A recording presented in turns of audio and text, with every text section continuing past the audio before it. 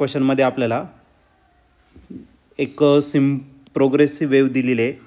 Is represented by y is equal to 12 sin 5t minus 4x centimeter.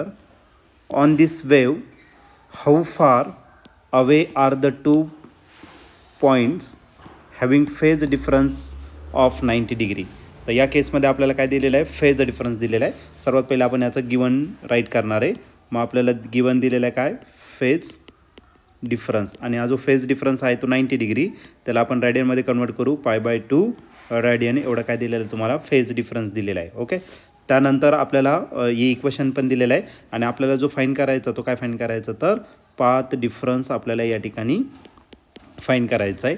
आणि path difference जर घेतला, path difference आणि phase difference याचं relation जर घेतलं तर तो आहे λ/2π इंटू फेज डिफरन्स. तर ही बेसिक रिलेशन आहे. तर या रिलेशनचा वापर आपल्याला यूज करायचा आहे. आता पाथ डिफरन्स काढायचा आहे, फेज डिफरन्स ऑलरेडी दिलेला आहे. राहिला काय फक्त आता इथं लॅम्बडा राहिला.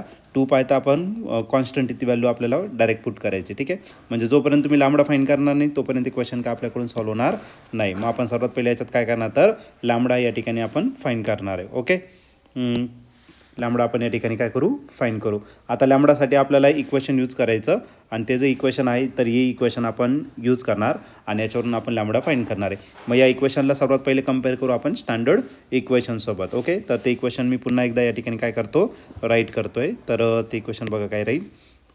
मग ते इक्वेशन दिलेलं आपल्याला y is equal to 12 sin 5t minus 4x आणि कशामध्ये दिलेलं आहे, सेंटीमीटर. आता याला कम्पेअर करायचं बाय कम्पेअरिंग विथ तर आपलं स्टँडर्ड इक्वेशन. ओके, तर आपलं स्टँडर्ड इक्वेशन काय आहे, y is equal to a sin 2πnt minus 2πx upon lambda. Okay, आता या इक्वेशनला जर आपण कम्पेअर केलं तर आपल्याकडे लॅम्बडा फाईंड करायचं. लॅम्बडा कुठे आहे, तर लॅम्बडा आहे आपला सेकंड नंबरच्या टर्ममध्ये. ओके, तर आपण या ठिकाणी ही सेकंड नंबरची जी टर्म आहे 2πx अपॉन लॅम्बडा याला कम्पेअर करणार आहे याच्यासोबत. ओके, मग याच्यासोबत जर कम्पेअर केलं तर हा भेटेल काय, 2πx अपॉन लॅम्बडा आणि या ठिकाणी जो आहे तो किती आहे, तर 4x आहे. ओके, आता पुढच्या केसमध्ये आ एक्स आणि आ एक्स काय करायचं, आपल्याला कॅन्सल करून टाकायचं. ठीक आहे, एक्स आणि आ एक्स काय झाला, cancel. Okay,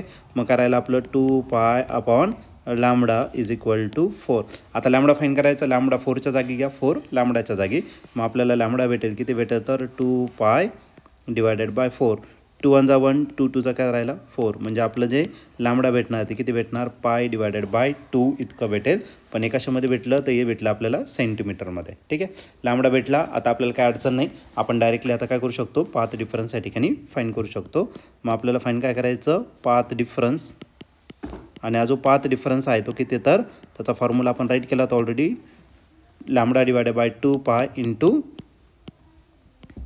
phase difference. Okay, तर पाथ डिफरन्स फाईंड करायचा. लॅम्बडाची व्हॅल्यू दिलेली आपल्याला किती, π डिवायडेड बाय 2 आणि या ठिकाणी आहे तुमचा काय, तर 2π आणि into phase difference. Phase difference किती दिलेला आहे, π/2 रॅडियन. तो या ठिकाणी आपण पुट करून टाकू, π/2 रॅडियन. इथला π आणि इथला π काय आला, कॅन्सल. म्हणजे आपलं जे आन्सर असणार आहे, न्यूमरेटर राहिलं फक्त π आणि डिनॉमिनेटरला राहिलं 2 1 जा 1, 2 2 जा 4 आणि परत 2a म्हणजे किती झाला, तर 8. आणि पाथ डिफरन्स जो आहे तो कशामध्ये मेजर करणार, तर सेंटीमीटर. तर आता हे 4 ऑप्शन दिलेले आपल्यावरती.